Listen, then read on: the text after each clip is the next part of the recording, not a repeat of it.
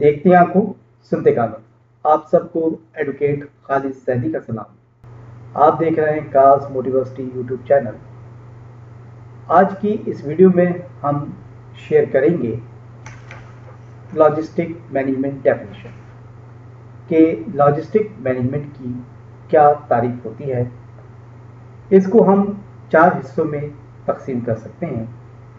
Number 1, definition of logistic.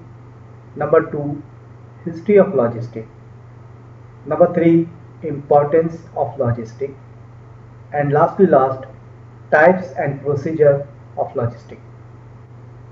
Hello viewers, logistic management की definition को बआसानी इन अल्फाज में समझा जा सकता है कि मूवमेंट ऑफ एनी मटेरियल और गुड्स और products from starting point two consumption point या फैक्ट्री टू एंड यूज़र तक जो चीज़ पहुंचती है उसको पहुंचाने के लिए जो तरीक़ाकार इख्तियार किया जाता है उसको लॉजिस्टिक मैनेजमेंट कहा जाता है।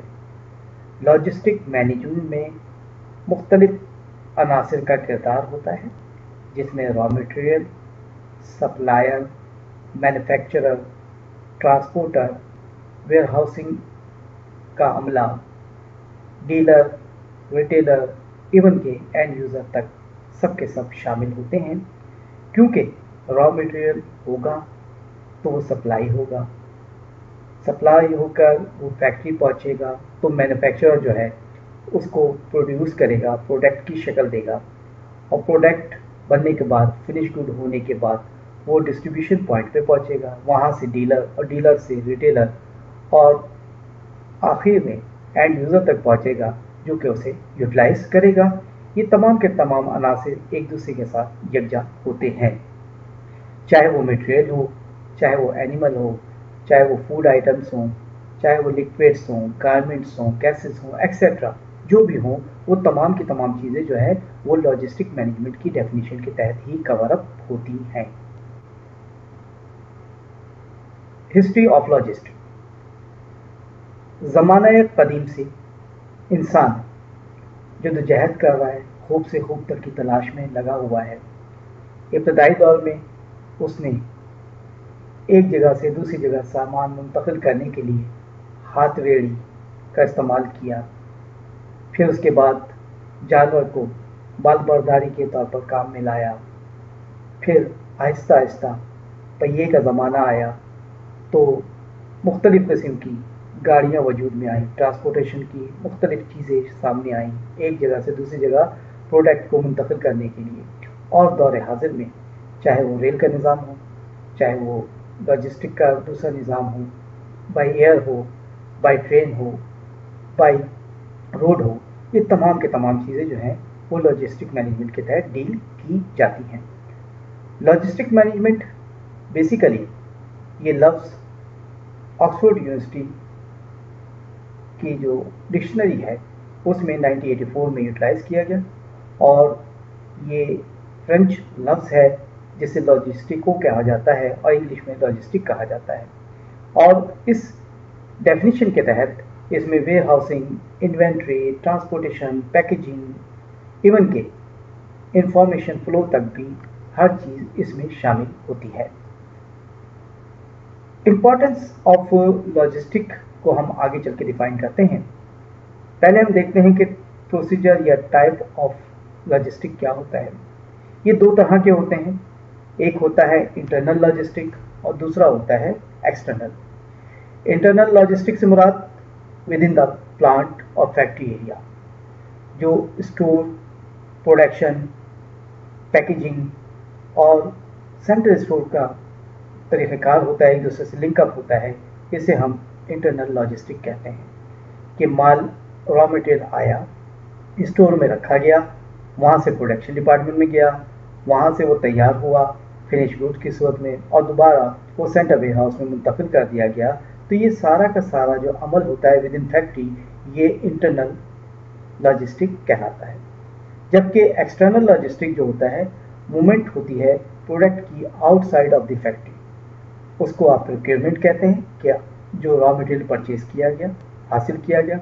फिर उसके बाद सेकंड मरहला होता है कि उसकी प्रोडक्शन होती है, फिर उसकी डिस्ट्रीब्यूशन होती है, और लास्ट आफ्टर सेल सर्विस अगर ज़रूरी हो तो वो भी दी जाती है। अब हम चलते हैं कि लॉजिस्टिक मैनेजमेंट डेफिनेशन को किस तरह से हम इन डिटेल पढ़ सकते हैं या समझ सकते हैं। नंबर 1, लॉजिस्टिक मैनेजमेंट की तारीफ। Logistic management in supply chain management is part of the distribution channel. It's include all steps between supplier and customer, whether the customer is a wholesaler, manufacturer or the ultimate consumer या end user। कि इसको हम आसान उर्दू में इस तरह कह सकते हैं कि सप्लाई चेन मैनेजमेंट में लॉजिस्टिक मैनेजमेंट डिस्ट्रीब्यूशन चैनल का हिस्सा है। इसमें सप्लायर और कस्टमर के दरमियान तमाम ताल्लुकात और इक़दामात जो होते हैं वो शामिल हैं, चाहे ग्राहक थोक फरोश हो, मैन्युफैक्चरर हो या एंड यूज़र या हतमी सारिफ हो।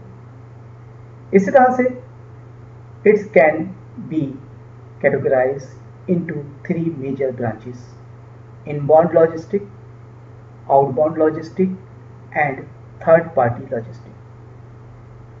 लॉजिस्टिक मैनेजमेंट को हम 3 शाखों में तकसीम कर सकते हैं: इनबाउंड लॉजिस्टिक, आउटबाउंड लॉजिस्टिक और थर्ड पार्टी लॉजिस्टिक सर्विसेज।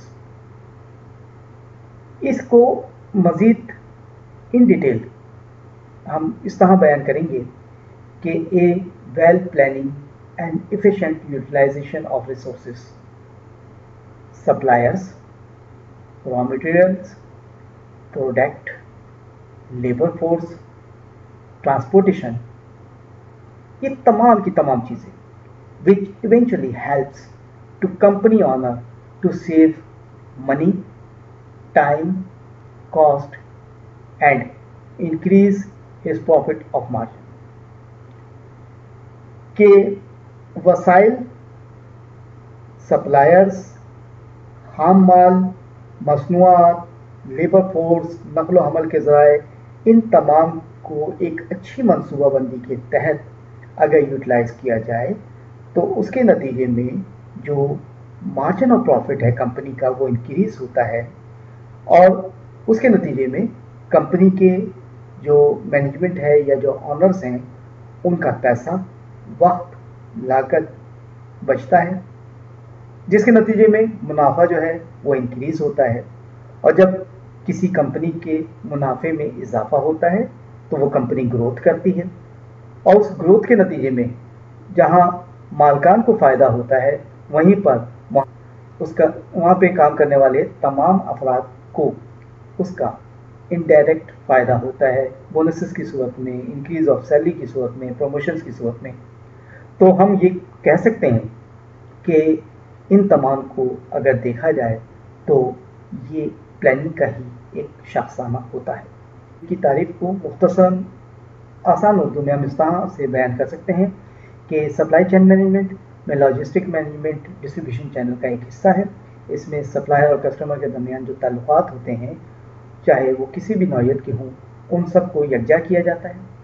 इस सप्लाई चेन मैनेजमेंट की 3 अहम शाखें हैं। इनबाउंड लॉजिस्टिक होती है, आउटबाउंड लॉजिस्टिक होती है और थर्ड पार्टी लॉजिस्टिक होती है।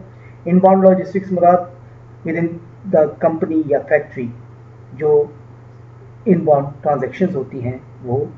इस तरह से एक्सटर्नल जो लॉजिस्टिक होती है जिसे हम आउटबाउंड ट्रांजैक्शंस कहते हैं कि फैक्ट्री से बाहर के खाम माल का परचेज़ करना, फिर प्रोडक्शन के अमल को प्रोसीड करना, उसका डिस्ट्रीब्यूशन करना, ये तमाम की तमाम चीज़ें जो हैं ये लॉजिस्टिक मैनेजमेंट में शुमार होती हैं।